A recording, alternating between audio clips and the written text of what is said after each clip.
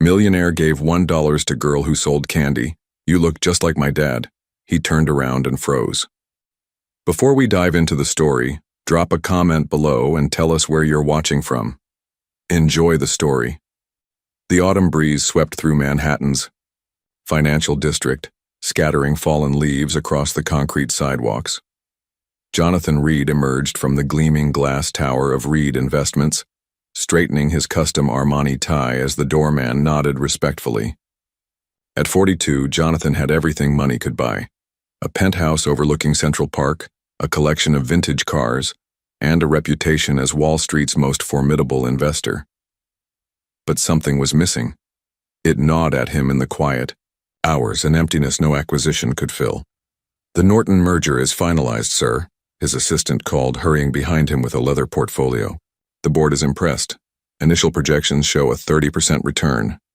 Jonathan barely nodded. Another deal, another billion. The numbers had lost their thrill years ago. "Your car is waiting," the assistant continued, gesturing toward the sleek black Mercedes at the curb. That's when he noticed her. A small figure standing near a makeshift cardboard table on the sidewalk, her auburn hair catching the afternoon sunlight.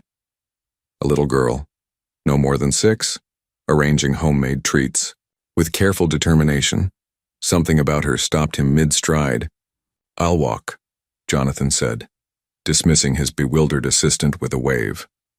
As he approached, the girl looked up. Her eyes, a distinctive hazel with flecks of gold, seemed strangely familiar.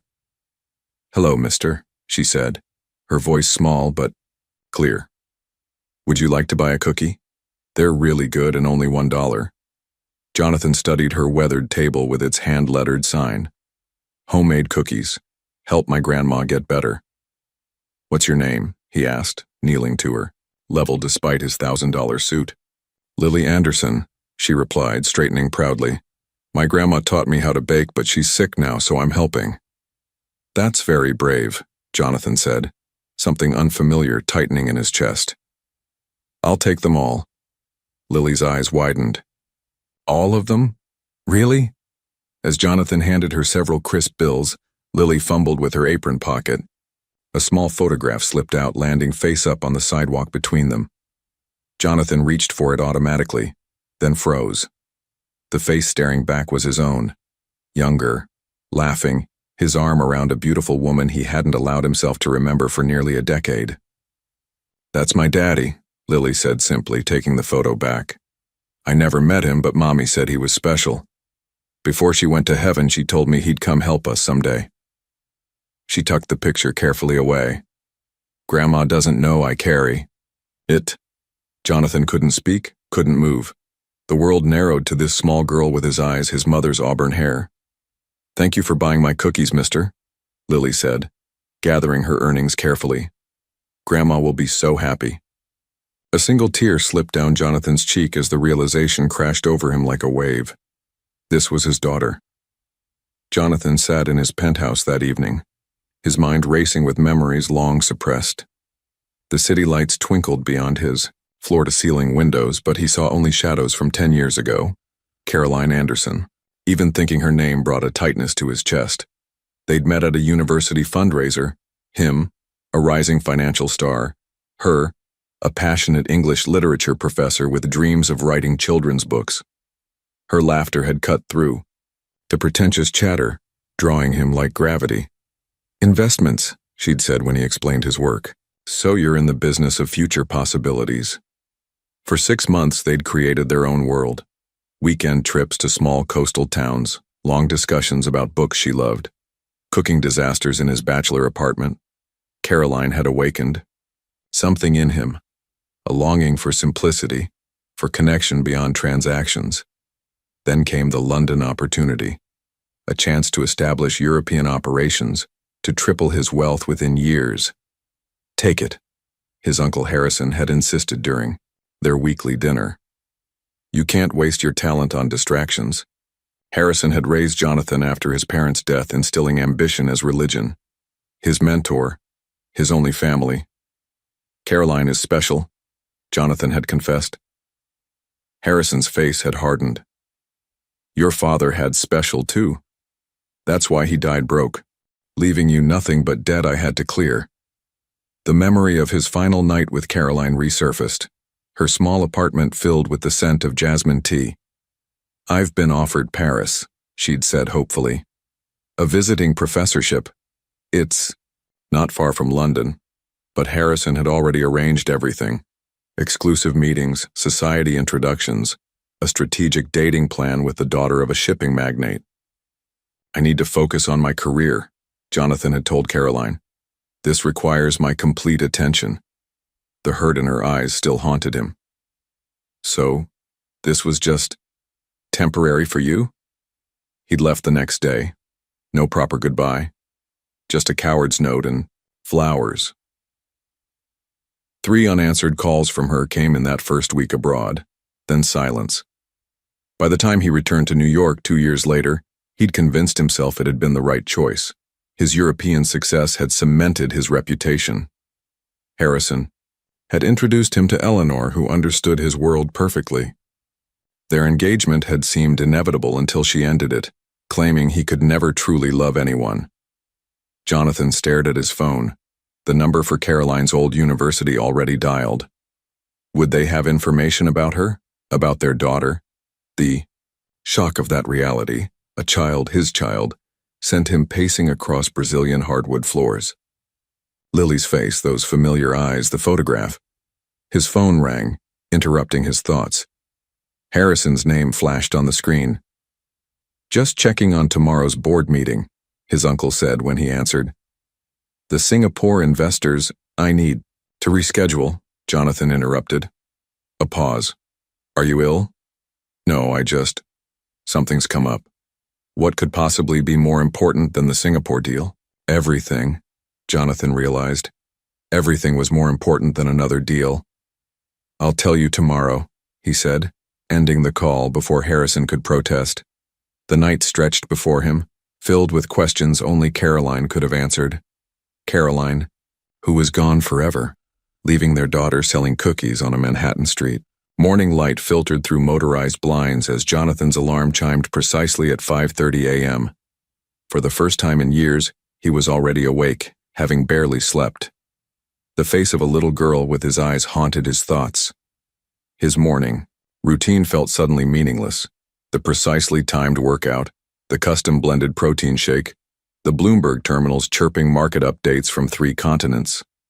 The penthouse that had once represented success now felt cavernous and cold. Sir, your 8 a.m. with Takahashi is confirmed, his assistant's voice announced through the intercom. And Mr. Harrison called twice already.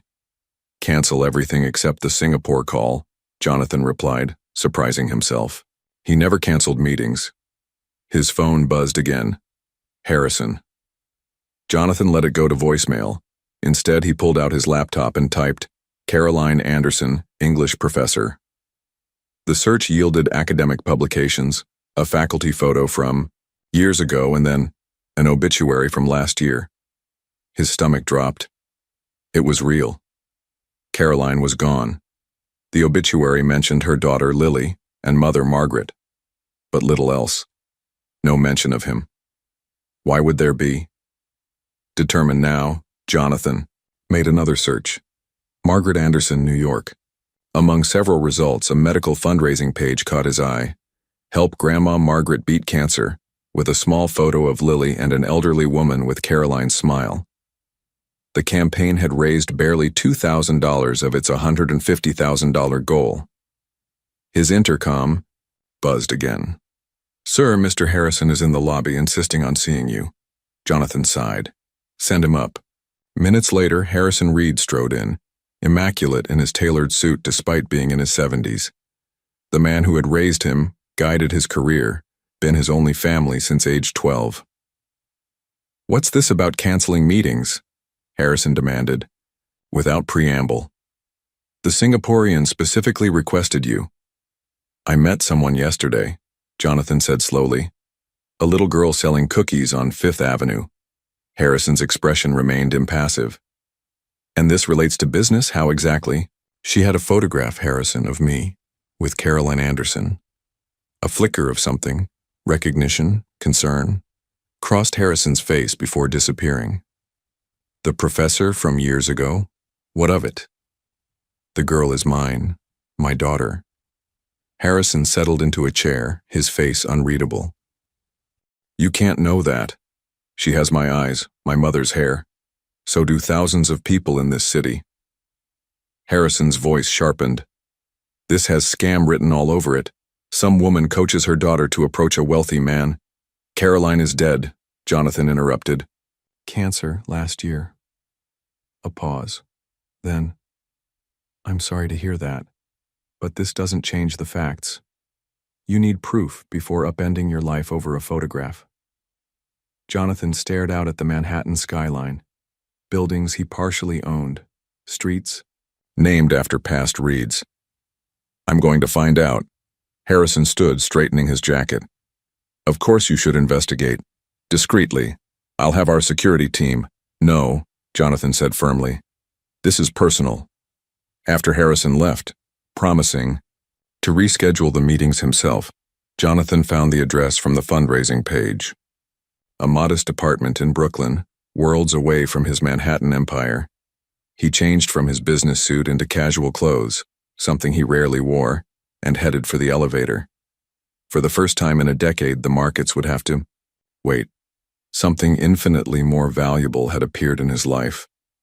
Jonathan stood before a weathered brownstone in Brooklyn, worlds away from his glass and steel Manhattan life. The building had character, crumbling in places, resilient in others, much like the lives within it. He checked the address again, heart pounding. Apartment 3B. Margaret and Lily Anderson. His finger hovered over the buzzer. What would he say? Hello, I might be your granddaughter's father seemed impossible. Yet here he was. A small voice called from behind. Mr. Cookie Man. Jonathan turned to find Lily skipping up the steps, a backpack nearly as big as she was bouncing against her. A tired-looking elderly woman followed slowly, leaning on a cane. You're the man who bought all my cookies, Lily explained to her grandmother. He gave me $50. Margaret Anderson's eyes narrowed with immediate suspicion. That's very generous, she said carefully, studying him. Lily, wait inside while I speak to this gentleman. Lily hesitated, then shrugged. Okay, but he's nice, Grandma. She disappeared through the building's door. Margaret's gaze never left Jonathan's face. Who are you, really? What do you want with my granddaughter? The directness reminded him painfully of Caroline. My name is Jonathan Reed. I knew Caroline years ago. Recognition dawned in Margaret's eyes, followed by something harder. Reed. Of course, I should have seen it immediately. She studied his face. You have the same eyes. I didn't know, Jonathan said, the words tumbling out. About Lily. I swear I didn't know. Caroline tried to tell you, Margaret said flatly. Called your office repeatedly, wrote letters, even went to your building once, 7 months pregnant. The revelation hit him like a physical blow. I never received any messages. I was in London when. He stopped, realizing how hollow it sounded. Margaret sighed, suddenly looking every one of her 70-plus years. It doesn't matter now, does it? Caroline's gone, but Lily remains. She gestured toward the door. You might as well come up. The apartment was small but meticulously kept. Books lined every available wall space, Caroline's influence evident. Photographs chronicled a life he'd missed entirely. Caroline holding newborn Lily, first steps, preschool graduations. Are you rich? Lily asked bluntly, sitting cross-legged on a worn couch. You gave me lots of money. Lily, Margaret admonished, gently. It's okay, Jonathan said, smiling despite the lump in his throat. Yes, I am. I work with investments in helping money grow. Could you help Grandma's money grow? She needs medicine that costs lots. Margaret's face flushed. Lily, that's enough. Mr. Reed isn't here about money. But Jonathan saw the prescription, bottles on the counter, the past-due medical bills partially hidden beneath a book. Actually, he said carefully, I'd like to help if you'll let me. Margaret's expression hardened. We don't need charity, especially not charity, Jonathan interrupted. Responsibility if Lily is my daughter. He met Margaret's eyes, his voice dropping. Is she? Margaret looked at him for a long moment before her shoulders slumped slightly. Caroline never named you on the birth certificate, but she never spoke of anyone else either. She glanced at Lily, now showing Jonathan her favorite book. Look at them side by side and tell me what you think. The resemblance was undeniable. This was his child, his daughter, and he had a lifetime of absence to make up for. Jonathan sat in his car outside Margaret's apartment, his mind racing. The afternoon with Lily had been both wonderful and painful. Watching her show him her drawings, listening to her stories about school, seeing Caroline's gentle nature in every gesture. He'd left with a promise to visit again, careful not to reveal their potential connection yet. Margaret had agreed it was best to proceed cautiously for Lily's sake. Your driver could use a break, a familiar voice said, startling him. Harrison slid into the passenger seat, his expression unreadable. I had you followed. Standard procedure. When a billionaire suddenly cancels meetings and disappears. Jonathan tensed. That's intrusive, even for you. It's protective, Harrison corrected, especially when I discover you're visiting a child claiming to be your heir. She's not claiming anything. She doesn't even know who I am. Harrison's eyebrow rose. Then what exactly are you doing here? Confirming the truth. Jonathan started the car. I'm having DNA tests done, discreetly. Smart? Harrison nodded. And when it shows no relation? It will. She has my mother's hair, my eyes. Coincidences, or carefully cultivated similarities. Harrison cut in. You've worked too hard to fall for such an obvious scheme. A conveniently deceased mother, a sick grandmother, a charming child, it's textbook. Jonathan drove in silence for several minutes. The grandmother refused my help. Of course she did. Initial refusal increases the eventual payout. You're being cynical. I'm being practical, Harrison countered. I've protected the Reed fortune for 2 generations. Let's establish facts before emotions. 3 days later, Jonathan received the DNA results in his private office. 99.99998% probability of paternity. He stared at the report, relief and terror battling within him. He was a father. Had been for 6 years without knowing. His intercom buzzed. Sir, I found what you requested, his assistant said. The mail and phone logs from 10 years ago. The records revealed a pattern. 7 calls from Caroline, marked as handled, with no messages forwarded. 3 letters with her return address, logged as received but never delivered to him. Who handled these? Jonathan asked, his voice tight. All correspondence during your London assignment was managed by Mr. Harrison's office, as per standard protocol. The betrayal hit like a physical blow. Had Harrison deliberately kept Caroline from reaching him? Known about his child and concealed it? His phone rang. Margaret Anderson. Mr. Reed. Her voice sounded strained. The hospital called. My insurance denied the specialized treatment again. I'll handle it, Jonathan promised, already sending a text to his medical connections.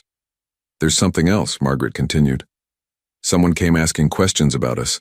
A private investigator claiming to conduct a standard background check for a potential benefactor. Jonathan's grip tightened on his phone. What did he ask about? Caroline. Lily. Whether we'd been in contact with you before yesterday? Only one person would have arranged this. The same person who had intercepted Caroline's attempts to reach him years ago. Thank you for telling me, Jonathan said.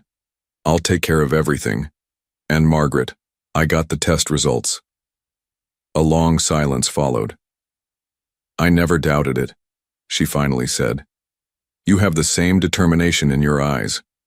Caroline said it was your best and worst quality. As he ended the call, Jonathan stared at the photograph of himself and Harrison on his desk. Mentor, uncle, the man who raised him, the man who may have kept him from his daughter. Autumn sunlight streamed through the windows of a small Brooklyn park as Jonathan sat on a bench, watching Lily pump her legs on the swings. This was their third meeting since he'd confirmed her paternity, each carefully arranged with Margaret's cautious permission. "Higher, Mr. Reed," Lily called, her auburn hair flying behind her like a banner. Jonathan smiled, still adjusting to the joy her simple presence brought him. He'd spent a lifetime chasing wealth, yet nothing compared to the richness of his daughter's laughter. "Not too high," Margaret cautioned from her bench nearby. Though her health had improved since Jonathan quietly arranged specialized treatment, she still tired easily. He approached the swing, giving gentle pushes. "Do you like school, Lily?" he asked. "Sometimes. I like art and reading. Math is hard. I could help with that," he offered carefully. "I'm pretty good with numbers." Lily looked back at him. "You could be my homework helper." She thought for a moment. "Why didn't I know you before? Were you friends with Mommy?" Jonathan's heart stuttered. "Yes," he said softly. "A long time ago. Before I was born." "Yes." Lily nodded, as if this explained everything. "Mommy had lots of friends. She used to tell me stories about them." Jonathan wondered what Caroline had told their daughter about him, if anything beyond that photograph. Later, while Lily fed ducks at the pond, Margaret joined him on the bench. "She's asking questions," he said. Margaret nodded. "She always does. She's like Caroline that way, curious about everything." "What did Caroline tell her about her father?" Margaret arranged her scarf against the breeze. "That he was kind and smart, that he lived far away. That's all. Nothing about abandonment, about my not knowing. Caroline wasn't vindictive, Mr. Reed. She believed you made your choice and she respected it." The words stung, all the more because they reflected what he'd believed was true, that he'd chosen his career over Caroline, never knowing about the child they'd created. "I've brought something," Jonathan said, pulling a small package from his coat, "if you think it's appropriate." Inside was a children's book about stars and astronomy. "I noticed she's fascinated by the night sky," he explained. "And there's a small telescope. Nothing extravagant." Margaret examined the gift. "It's thoughtful. Thank you for respecting our boundaries." As they watched Lily, Jonathan gathered his courage. "The treatment is working?" "Yes, the doctors are cautiously optimistic." Margaret gave him a knowing look, though they seem mysteriously unconcerned about insurance coverage now. "I'm glad to hear it." "Mr. Reed," Margaret said carefully, "what exactly are your intentions regarding Lily?" The directness of the question deserved equal honesty. "I want to be part of her life. How that looks, I'm still figuring out." "And if it becomes inconvenient?" "If your work, nothing is more important," Jonathan interrupted, surprising himself with the certainty in his voice. "Nothing." Margaret studied him, perhaps searching for Caroline's perception of him, the ambitious man who'd chosen his career over love. "Grandma, look," Lily called, running toward them with a fallen maple leaf the size of her hand. "It's perfect." And as his daughter placed the vibrant leaf in his palm like a precious gift, Jonathan understood what true perfection was. The crisp December air painted Jonathan's breath white as he waited outside Lily's elementary school. After nearly 2 months of cautious visits, their relationship had evolved into something resembling routine. Tuesdays and Thursdays were math help days. Saturdays were for adventures, museums, parks, or today's special trip to the planetarium. The school bell rang, and children poured through the doors like confetti thrown to the wind. Lily spotted him immediately, her face lighting up as she raced down the steps. "Mr. Reed, I got an A on my math test." She thrust a paper toward him, her pride palpable. Jonathan examined the test with exaggerated seriousness. "Outstanding work, Professor Anderson. Your understanding of multiplication is clearly superior." Lily giggled at their private joke. He'd taken to calling her professor after learning about Caroline's academic career. "Can we still go see the stars?" she asked, slipping her small hand naturally into his as they walked toward his car. Absolutely. The planetarium awaits. He helped her buckle in, still marveling at how quickly she'd accepted his presence in her life. At the planetarium, Lily's wonder at the cosmic display reminded Jonathan of what he'd forgotten in his relentless pursuit of wealth, the simple joy of discovery. Her questions were endless, her mind absorbing each fact like a sponge. Stars are born and they die, just like people, she observed, her face serious beneath the projected universe. They do? Jonathan agreed. But while they exist, they shine brilliantly. Like Mommy, Lily whispered, leaning against his arm. The simple statement caught Jonathan off guard. Yes, he managed, his throat tight. Exactly like your mom. After the planetarium, they stopped for hot chocolate at a small cafe. Lily stirred extra marshmallows into her cup with scientific precision. Mr. Reed, why don't you have any kids? She asked suddenly. Jonathan nearly choked on his drink.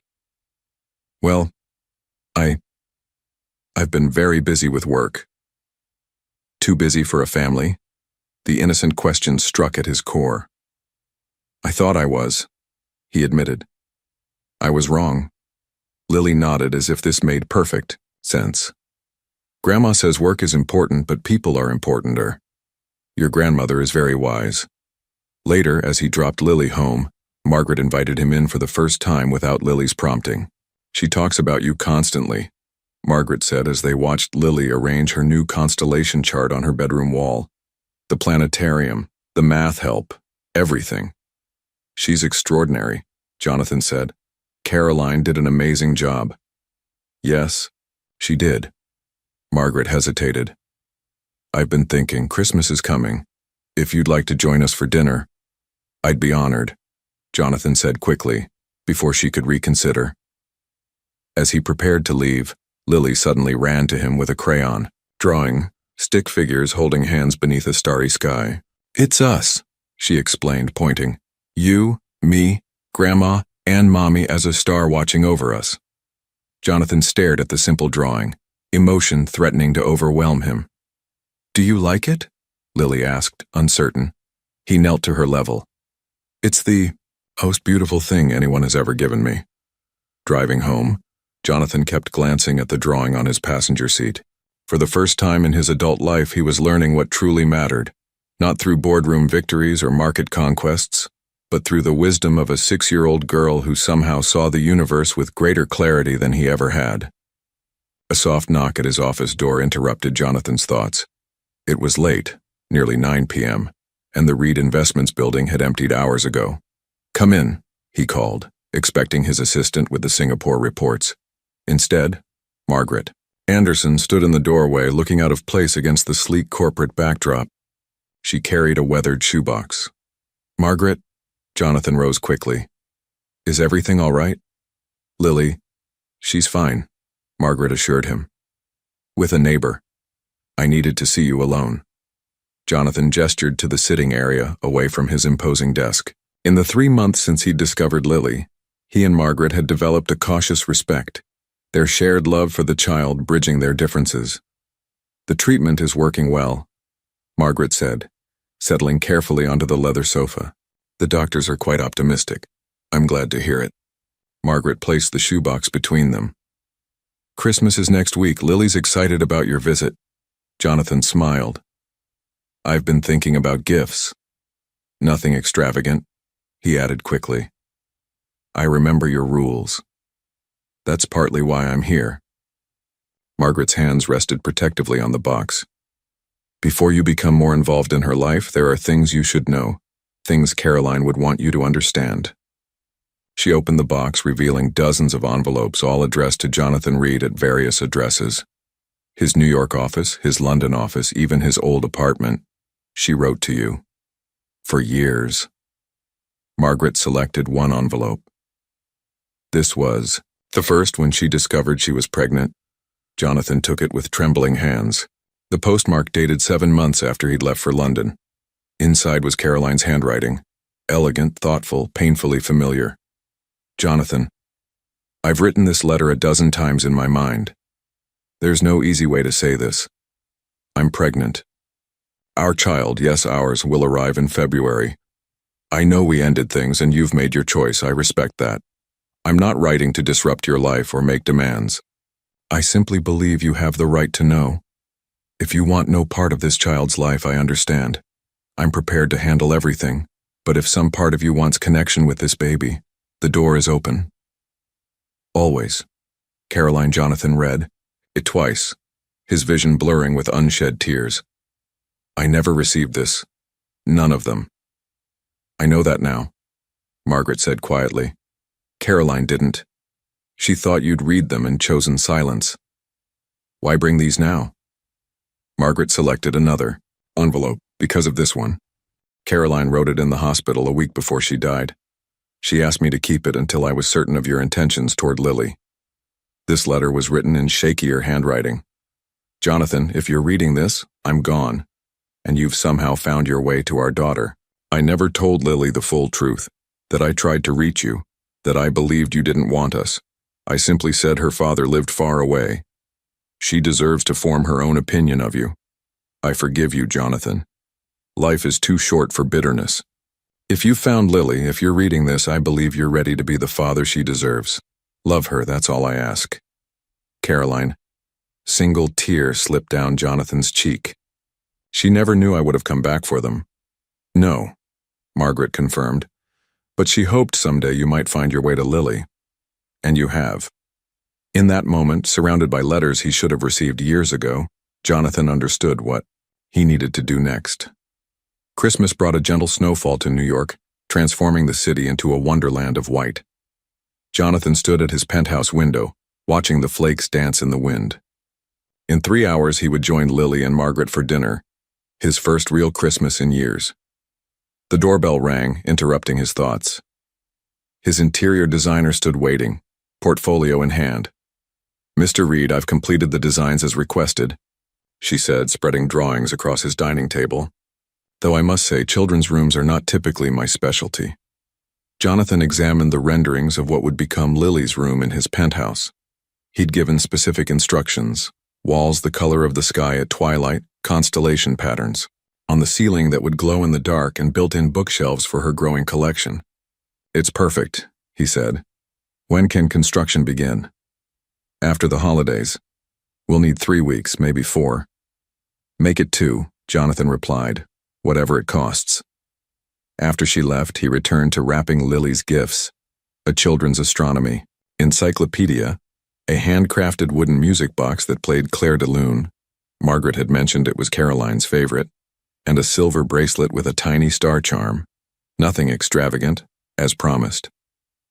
The real gift, the room, would remain a secret until the right moment. His phone rang. Harrison Jonathan had kept his distance from his uncle since discovering the intercepted letters, unsure how to confront the betrayal without losing control. Jonathan, Harrison's voice carried its usual authority. We need to discuss year-end bonuses before you disappear for the holiday. I've already approved the recommendations. Without consultation? That's not our protocol. Times change, Jonathan said, simply a pause. You've been distracted these past months. The board is noticing. The company's performing better than ever. Yes, but your focus is elsewhere. Harrison's tone sharpened. With that child and her grandmother, Jonathan tensed.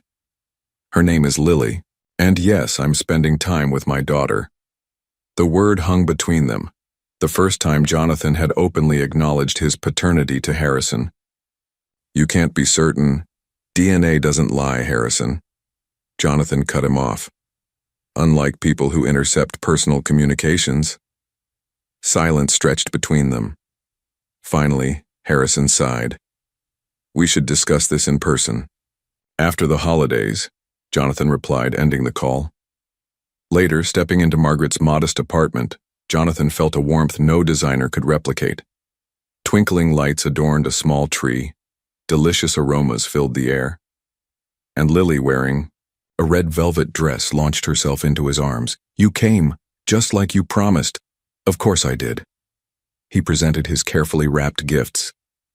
Merry Christmas, Professor. Throughout dinner, Jonathan found himself captivated by the simple joy of family conversation. Margaret shared stories of Caroline's childhood Christmases. Lily described her school's holiday pageant in elaborate detail. As they finished dessert, Jonathan gathered his courage. "I have something to ask you both." Margaret and Lily looked at him expectantly. "I've been preparing a room at my home for Lily, for visits, perhaps weekends sometimes." He turned to Margaret. "With your permission, of course." "A room just for me?" Lily's eyes widened. Margaret studied him thoughtfully. "You're becoming quite attached." "I am," Jonathan admitted. "To both of you." Margaret nodded slowly. "We'll see. Perhaps we could visit first to see this room." It wasn't a yes, but it wasn't a no. For Jonathan, who'd spent a lifetime securing definitive victories, this small opening felt like the greatest win of his career. January brought freezing winds to New York, but inside Reed Investments the atmosphere was even colder. Jonathan sat across from Harrison in the executive boardroom, tension crackling between them like static electricity. "You've missed 4 board meetings," Harrison said, tapping a manicured finger against the polished table. "Delegated key client relationships. And now this restructuring proposal." He gestured to the document between them. "Reducing your operational role by 40%. "I'm not stepping back," Jonathan replied calmly. "I'm reorganizing to focus on strategic decisions while building a stronger executive team. All coincidentally since that child entered your life." "Her name is Lily," Jonathan corrected, his voice hardening. "And yes, being a father requires time." Harrison's face remained impassive, but his eyes betrayed a flash of calculation. "Have you considered what this means for the company? For the Reed legacy?" "I'm enhancing our legacy by creating succession planning." Harrison leaned forward. "I've protected this family's interests for 40 years. When your father died leaving nothing but debt, I rebuilt everything. When your reckless investments nearly tanked us in '08, I salvaged our reputation. And when Caroline tried to tell me about my child, you intercepted her messages," Jonathan countered. "Was that protecting family interests too?" Harrison didn't flinch. "You were building our European division. A pregnant ex-girlfriend would have derailed everything. That wasn't your decision to make. It was exactly my decision." Harrison's voice remained calm, reasonable. "You weren't ready for fatherhood. Then your ambition was your defining quality." He paused. "Besides, what life could you have offered them? You were never home working 18-hour days." The worst part was that Harrison wasn't entirely wrong. The Jonathan of 10 years ago had been consumed by ambition, willing to sacrifice personal connections for professional advancement. "People change," Jonathan said finally. "Do they?" Harrison studied him. "Or do they temporarily divert from their true nature? This sentimentality will pass, Jonathan. When it does, your position here might be significantly weakened." After Harrison left, Jonathan sat alone, contemplating his uncle's subtle threat. His phone chimed with a text from Margaret. "Lily's science presentation today. She's hoping you can make it." Across town, Lily waited nervously outside her classroom. Jonathan had promised to come, but the minutes ticked by without his arrival. Her classmates' parents filed in, taking seats for the presentations. "Ready, Lily?" her teacher asked kindly. "You can go first." Lily glanced at the door once more. "Can I wait just another minute?" Mr. Reed said he'd try to come." As her teacher nodded, a familiar figure appeared in the doorway, slightly breathless. "Sorry I'm late," Jonathan said, slipping into the back row. "Traffic." Lily's face lit up. She proceeded to deliver her presentation on the solar system with newfound confidence, pointing proudly to the model she and Jonathan had built together. Afterward, as they walked to his car, Lily chatted excitedly about her teacher's praise. "You were brilliant, Professor," Jonathan assured her. "A natural scientist." "You really came," Lily said suddenly, her voice softer. "I promised, didn't I?" "Daddy couldn't come to Mommy's important things," Lily said, her eyes on the sidewalk. That's what Grandma told me once. The casual comment hit Jonathan with the force of revelation.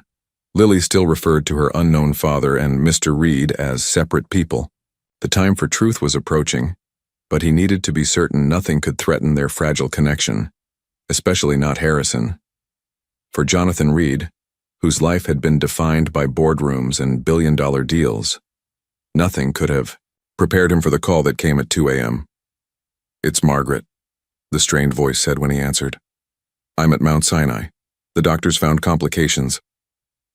Her voice broke. "I need someone with Lily." Jonathan was already grabbing his keys. "I'll be there in 20 minutes. In the 5 months since he'd discovered his daughter, he and Margaret had developed an understanding. They were connected now, bound by their love for Lily. This was the first time Margaret had called him for help. When he arrived at their apartment, a neighbor let him in. Lily was sleeping, her face peaceful, unaware of her grandmother's midnight ambulance ride. "Mr. Reed?" Lily's sleepy voice came from the bedroom doorway as he settled on the couch. She clutched her favorite stuffed star, her hair tousled from sleep. "Hey there, Professor," he said gently. "Your grandma had to go to the hospital for some tests. She asked me to stay with you." Lily's eyes widened with immediate understanding. "Is she going to die like Mommy?" The direct question broke his heart. "No, honey. She's getting medicine that will help her feel better." "You promise?" Her voice trembled. "I promise to tell you the truth always," he answered carefully. "The doctors are doing everything they can." Lily nodded, then surprised him by climbing onto the couch beside him. "Can you stay right here until morning?" "I'm not going anywhere," he assured her. By dawn, Lily had fallen back asleep against his shoulder. Jonathan made calls, rescheduling meetings and arranging for Margaret's doctors to report directly to him. When Lily woke, he made pancakes, his first cooking attempt in decades, managing only slightly burnt results. "We should bring Grandma her favorite book," Lily decided over breakfast. "It helps her feel better." They packed a small hospital, bagged together, Margaret's reading glasses, her hand lotion, the book Lily insisted would help. At the hospital, they found Margaret pale but awake, her eyes lighting up when Lily entered. "My sweet girl," she whispered, opening her arms. While Lily showed Margaret the items they'd brought, Jonathan spoke with the doctors in the hallway. The prognosis was guarded. The cancer had responded to treatment, but Margaret's heart was showing strain from the medications. "She needs rest. Minimal stress," the oncologist emphasized. "At least 2 weeks of recovery." When Jonathan returned to the room, Margaret beckoned him closer. "They want me to stay here a while," she said quietly. "Lily will stay with me," Jonathan finished. "I've prepared a room for her, remember?" Margaret's eyes reflected uncertainty. "This is happening faster than I expected," she admitted. "I wanted more time to prepare her to explain." "I understand," Jonathan said, "but we can manage this together, one step at a time." Later that evening, after Margaret had fallen asleep, Jonathan took Lily to his penthouse. Her eyes widened as the elevator opened directly into his home. "This is where you live?" she asked, taking in the expansive space. "It is, and I have something to show you." He led her down the hallway, stopping at a door painted with stars. "This is for you, for visits, or whenever you need a place to stay." He opened the door to reveal the room he'd had designed just for her: twilight blue walls, constellation ceiling, bookshelves, and a window seat overlooking the park. Lily stood speechless in the doorway, then turned to him with tears in her eyes. "You made this for me? Really? Just for me?" "Really, just for you," he confirmed, his own eyes misting. "Welcome home, Lily." 2 weeks stretched into 3 as Margaret's recovery progressed slowly. During this time, Lily settled into a routine at Jonathan's penthouse: breakfast together before school, homework at his home office desk while he worked nearby, and bedtime stories beneath her glowing constellation ceiling. Jonathan had hired a kind grandmotherly housekeeper named Mrs. Chen, who helped with cooking and childcare when meetings couldn't be rescheduled. But he prioritized being present, rearranging his entire career around school pickups and dinner times. Today was special. Margaret was finally coming home, and they had made a decision together during his hospital visits. It was time for Lily to know the truth. "Is Grandma's room ready?" Lily asked, arranging fresh flowers in a vase with painstaking care. They had prepared the guest suite for Margaret's continued recovery at the penthouse. "Perfect," Jonathan assured her. "She'll love what you've done with the flowers." When Margaret arrived, moving slowly with a walker, Lily rushed to embrace her, gently, mindful of her grandmother's fragility. "We've missed you," Lily declared. "I've been taking care of Mr. Reed. He doesn't know how to sort laundry properly." Jonathan laughed. "It's true. Your scientific organization skills have been essential." After settling Margaret comfortably in the living room, Jonathan nodded slightly in her direction. She returned the gesture. It was time.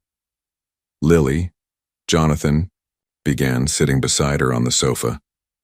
"There's something important we need to talk about." Lily looked between them, suddenly serious. "Is Grandma sick again?" "No, sweetheart," Margaret assured her. "This is about something else.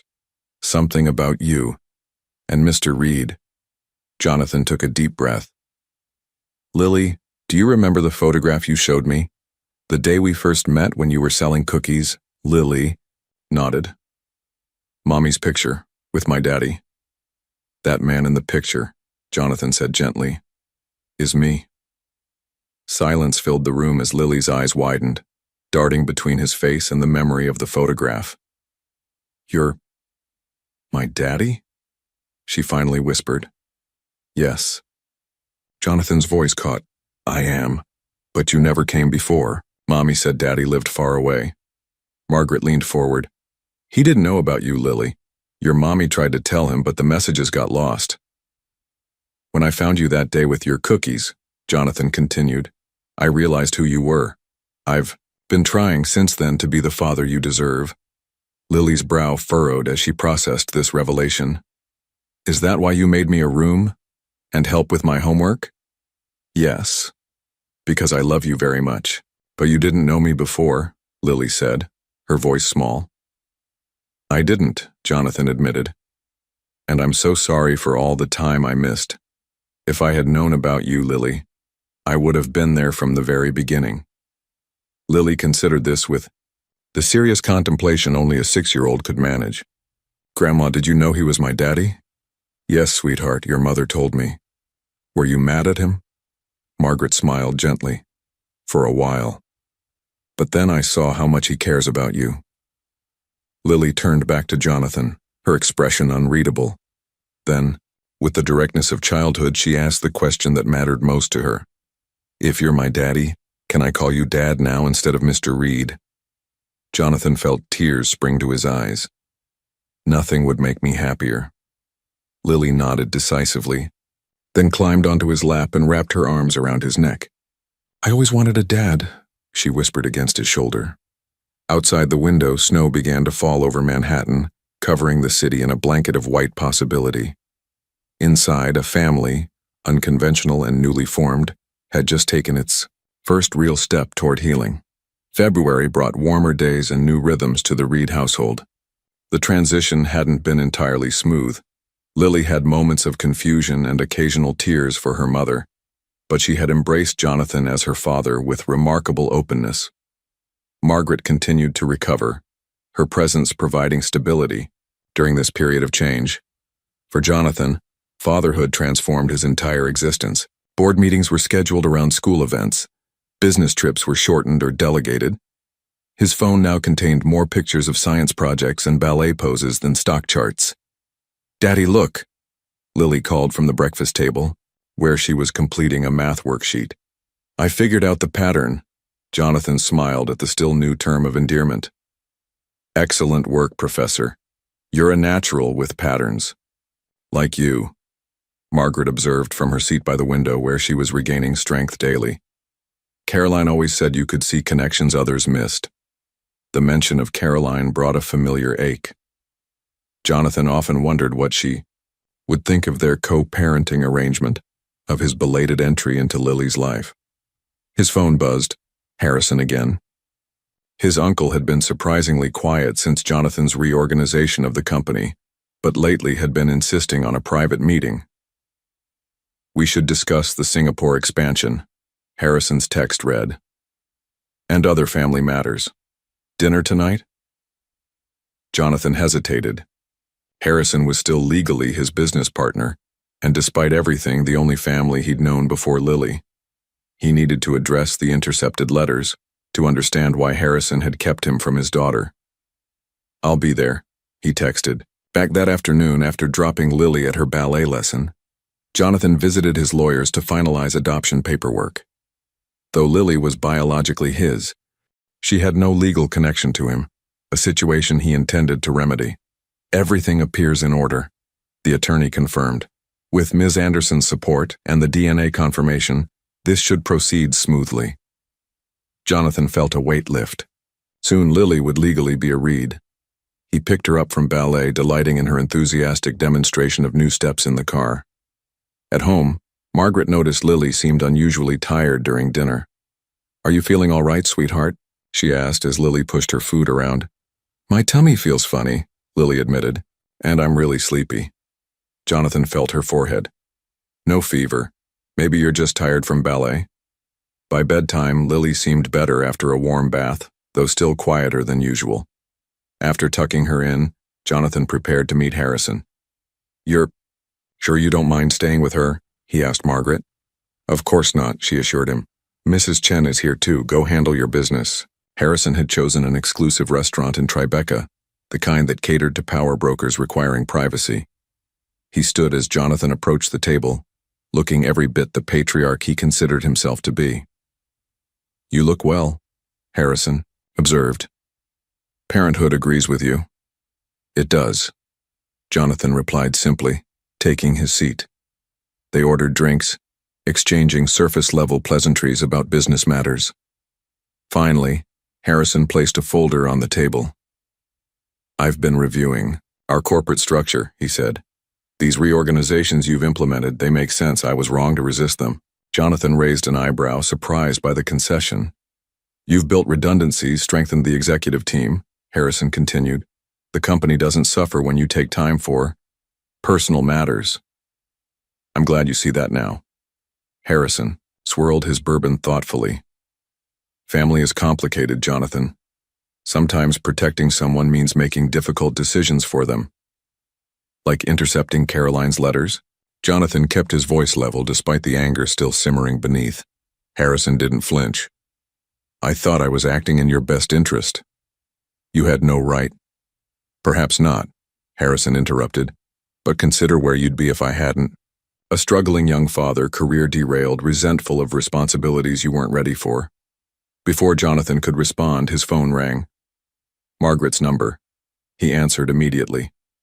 "Jonathan?" Her voice was tight with worry.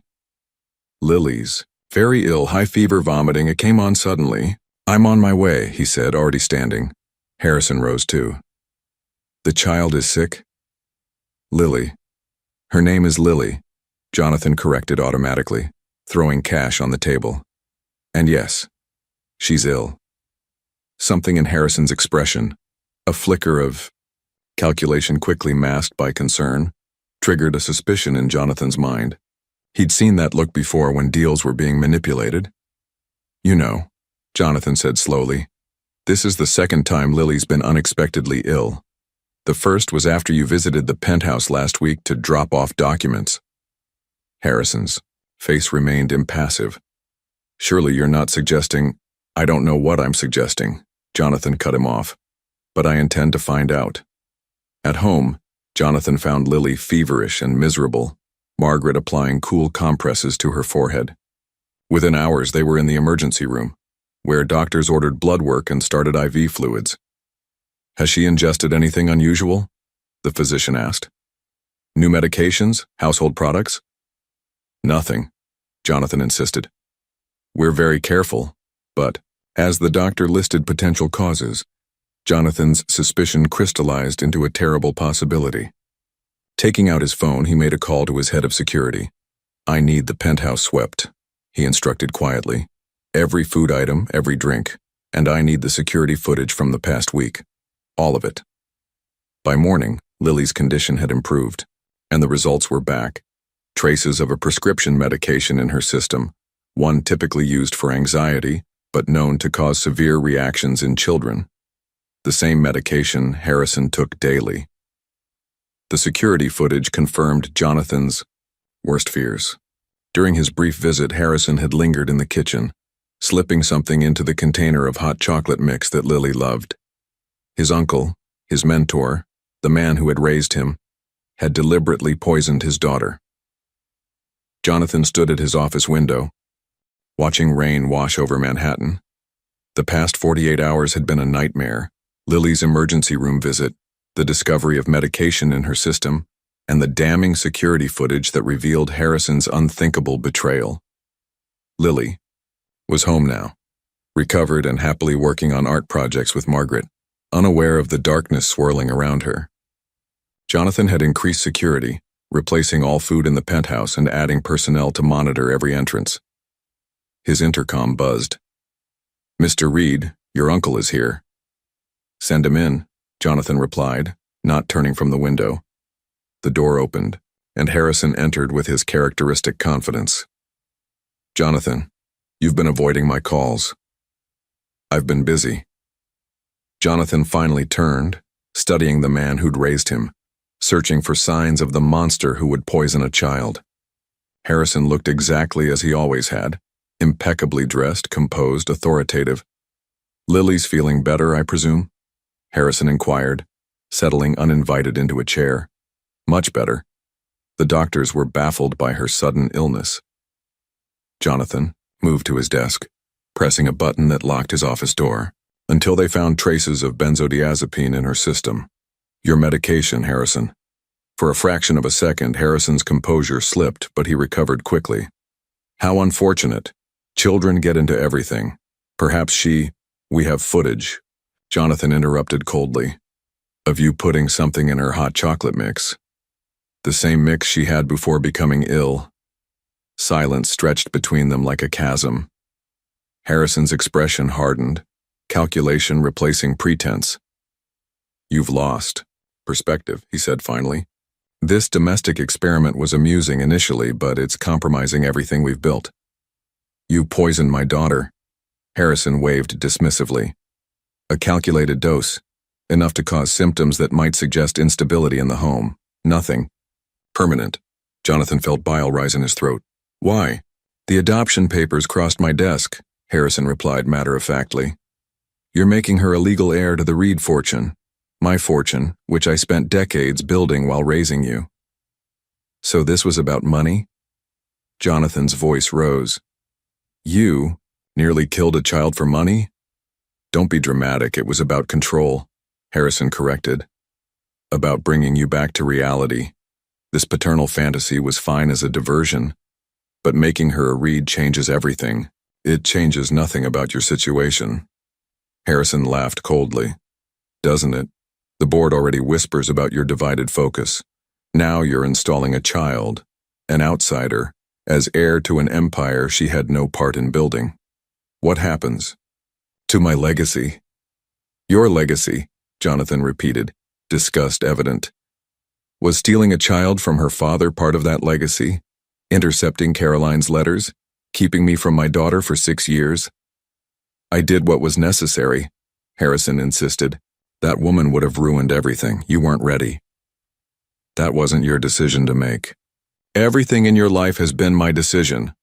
Harrison stood suddenly, his composure fracturing. "I found you investment opportunities, introduced you to the right people, cleared obstacles from your path. I made you who you are." "No," Jonathan said quietly. "You made me who you wanted me to be. Someone like you, alone, obsessed with power, incapable of love." Harrison's eyes narrowed. "Sentiment makes you weak. Always has." "You're wrong. Lily makes me stronger. She reminds me why any of this matters." Jonathan unlocked his desk drawer and removed a folder. "These are the new corporate documents. I've dissolved our partnership. Your shares remain intact, but you're removed from operations and the board, effective immediately." Harrison's face flushed with anger. You can't do this. I built this company. You poisoned a child, Jonathan replied evenly. I have footage, medical reports, and witnesses. Sign these papers or I'll take everything else, including your freedom. You wouldn't dare file charges. The scandal would devastate Reed Investments. Try me. Jonathan's voice was steel. Family means everything to me now, Harrison, but you're no longer my family. The older man stared at the documents, decades of manipulation crumbling before him. With a trembling hand, he finally signed. You'll regret this, Harrison said, rising to leave. When the novelty wears off, when the sacrifices pile up, when you realize what you've thrown away for a child who isn't even... She is mine, Jonathan cut him off. In every way that matters. Something you'll never understand. As Harrison reached for the door, he turned with a final, venomous smile. We'll see how fatherhood suits you when the child learns the truth, that her father abandoned her mother, left them to struggle while he built an empire. She already knows the truth, Jonathan replied. All of it. And she's forgiven me. That's what real family does. After Harrison left, Jonathan sat heavily in his chair, the weight of decades lifting from his shoulders. He'd confronted his past and chosen his future. A future with Lily at its center. Whatever challenges came next, they would face them together. Spring arrived in New York City, bringing renewal to both the landscape and the lives of the Reed family. Cherry blossoms dotted Central Park in delicate pink clouds, visible from the windows of the brownstone Jonathan had purchased in the Upper West Side, a home more suited to raising a child than his minimalist penthouse had been. In the 3 months since Harrison's final departure from their lives, much had changed. The adoption was finalized, making Lily officially Lily Anderson Reed. Margaret's health had stabilized enough that she could enjoy her role as grandmother without the constant shadow of illness, and Jonathan had discovered a balance between business and family that had once seemed impossible. Today was special. Exactly 1 year since that fateful afternoon when a little girl selling cookies had changed his life forever. Daddy, the flowers are perfect, Lily called from the garden where she was arranging white lilies in a simple vase. She wore a sundress the color of her namesake flower, her auburn hair caught in the gentle breeze. Jonathan watched her from the kitchen doorway, still sometimes overwhelmed by the miracle of her existence. They're beautiful, Professor. Your mom would love them. They had established this tradition together, visiting Caroline's grave on significant dates, bringing fresh flowers and stories of their lives together. Today would be the first visit. Since Harrison's betrayal had been revealed and purged from their lives, Margaret joined them in the garden, moving more steadily now with just a cane for support. She's so much like Caroline, she observed quietly. The way she arranges things just so. The little crease between her eyebrows when she concentrates. But she has your determination, Jonathan replied with a smile. And apparently my head for numbers. Lily had indeed inherited qualities from both parents. Caroline's creativity and compassion blended with Jonathan's analytical mind and quiet intensity. But she was uniquely herself, a bright spirit who had somehow emerged whole and loving despite the fractured beginning of her story. The Reed Investments board had initially been skeptical of Jonathan's dramatic reorganization, but the company's performance under the new structure had silenced critics. Harrison had retreated to his estate in Connecticut, his influence diminished but his financial standing intact, the compromise Jonathan had made to protect Lily from a public scandal. When they arrived at the cemetery, Lily led the way confidently through the paths. She had chosen a drawing to leave at her mother's grave, a carefully rendered family portrait showing Margaret, Jonathan herself, and a smiling figure watching over them from a cloud. I made this for you, Mommy, she said, placing the drawing beneath the vase of lilies. It's all of us together. Jonathan knelt beside his daughter, emotion tightening his throat. On the stone, Caroline's name caught the sunlight. Caroline Elizabeth Anderson, beloved mother, daughter, teacher. Your mom would be so proud of you, he said softly. You know that, right? Lily nodded, her small face solemn. Grandma says she watches over us. Do you think that's true?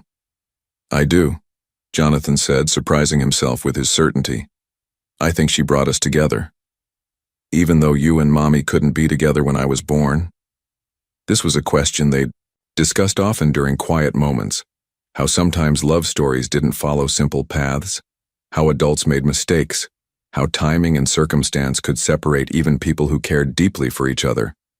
Sometimes life takes unexpected turns, Jonathan explained, but true connections find their way back to each other.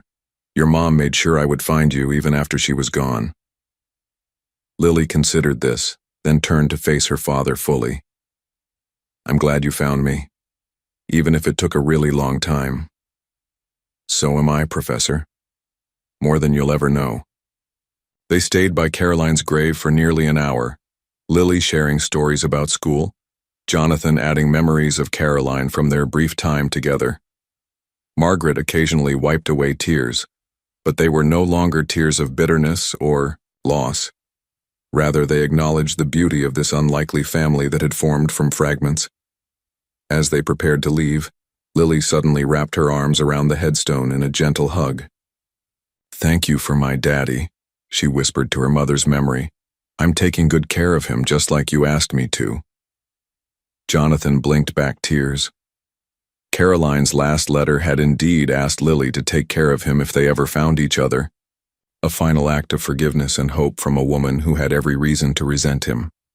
I have news, Margaret said as they walked back to the car. The doctor says I'm officially in remission.